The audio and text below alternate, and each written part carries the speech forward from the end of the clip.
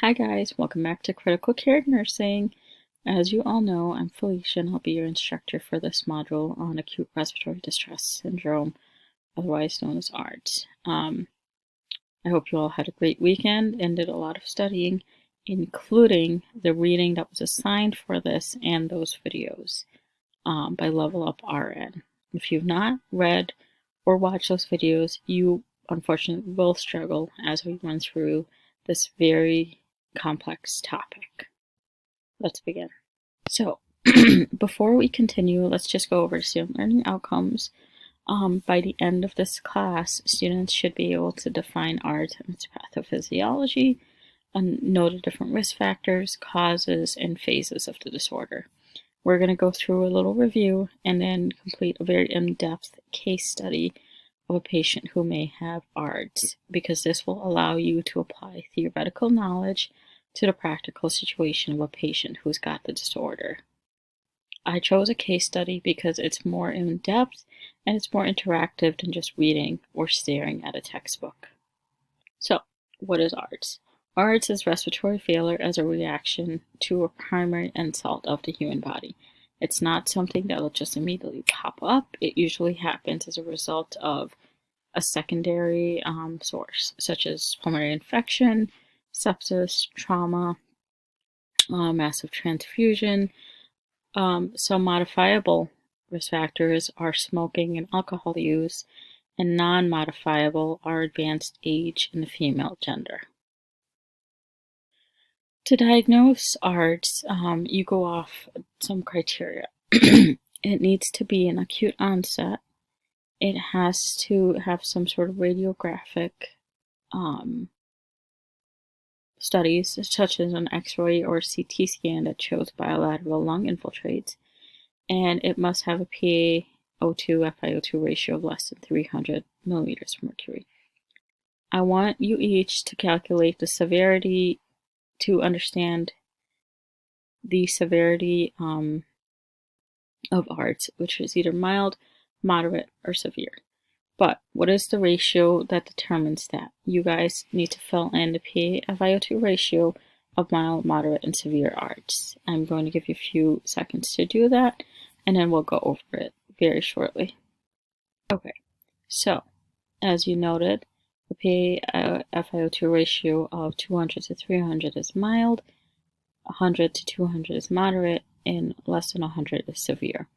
The mortality rate increases with the severity of the disorder. To calculate a PaFiO2 ratio, you just divide the PaO2 by the FiO2. And this can be, for example, a PaO2 of 50% and FiO2 of 100%. You would do 50 divided by 1, which is 50, which would be severe ARDS. Continue onwards. For this exercise, I want you to match the different phases to the different pathophysiology of the phases. So, exudative, proliferative, and fibrotic, you should match them to 3 on the right side of what would characterize each of these phases. And I'm going to give you a few minutes to do that as well.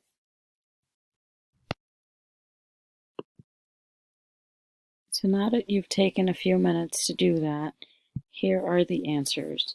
For the exudative phase, that takes place with 4 to 7 days, has interstitial and alveolar edema, and an influx of inflammatory cells and cytokines into the alveoli. The proliferative phase occurs between day 7 and 21 and includes alveolar fibrosis and the formation of hyaline membranes and fibrosis within the alveoli. And the final phase is after day 21, the fibrotic phase, where there's irreversible scarring and a loss of the normal alveolar architecture. Any questions about this? I know this can be very confusing to understand the different phases of ARDS, but it seems pretty straightforward. You start out with an inflammatory process that gets worse and worse.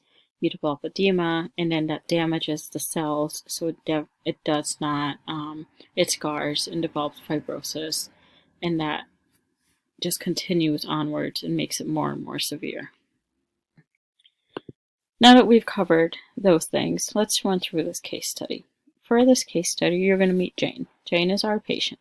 She is a 75-year-old married woman with a history of smoking, obesity, hypertension, and COPD. She gets admitted to the medical ICU in acute respiratory failure due to pneumonia, requiring intubation and mechanical ventilation. For the subjective data, prior to intubation, Jane complained of increased shortness of breath, increased purulent sputum, and increased difficulty breathing with minimal exertion. When she's intubated and sedated, she ends up on a bunch of medications. As far as continuous medications, she ends up on IV propofol and fentanyl, which are both used for sedation, and IV Levophed and vasopressin, which are used for blood pressure management. Intermittent medications include IV Zosyn and vancomycin, which are antibiotics, electrolyte replacements, Lasix for pulmonary edema, Solumedrol, which is a steroid, and ipratropium and albuterol, also known as Duaneb, nebulizers.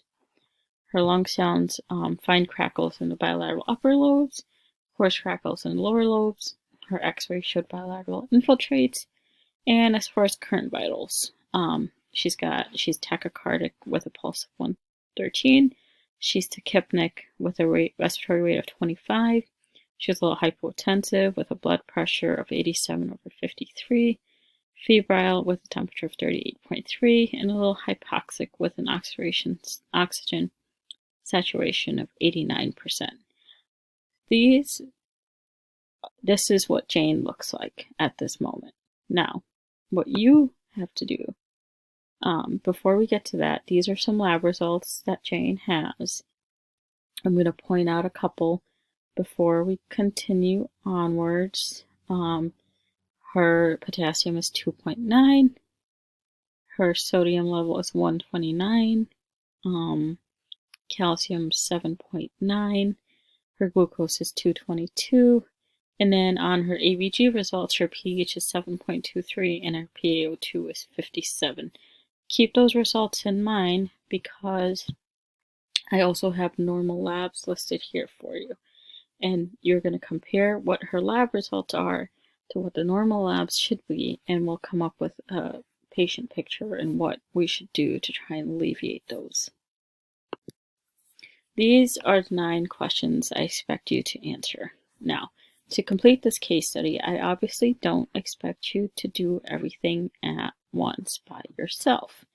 Instead, I want you to get into groups of 3 to 4, and you will work through these 9 questions and answer them in depth.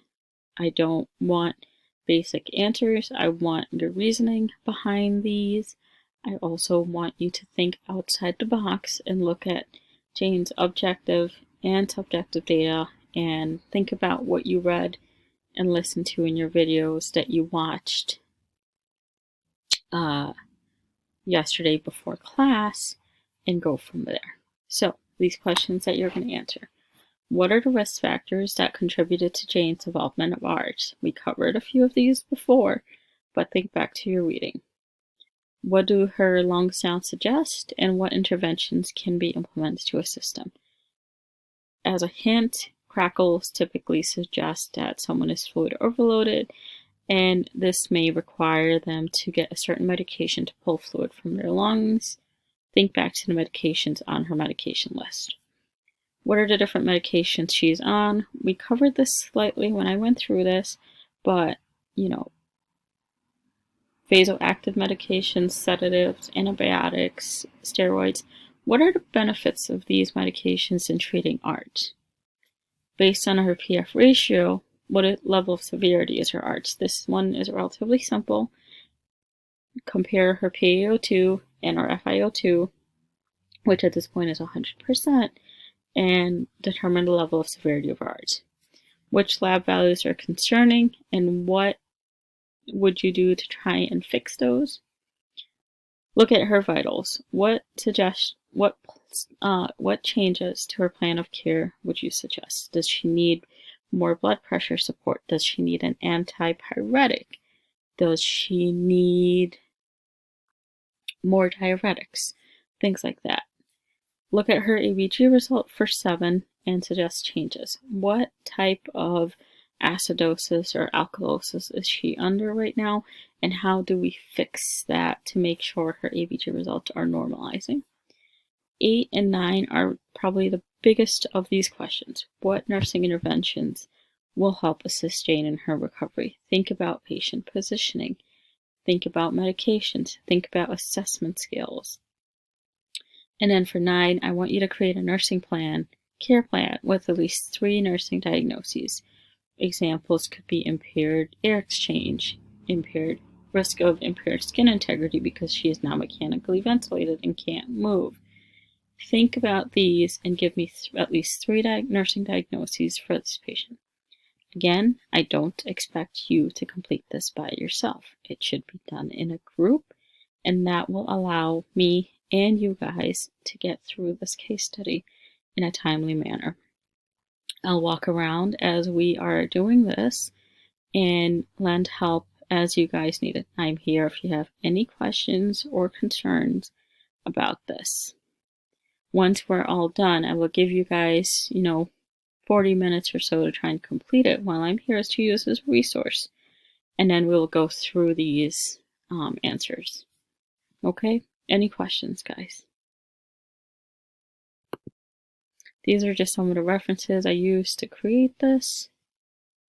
And we will go through your answers very shortly and complete this case study. Thank you, guys.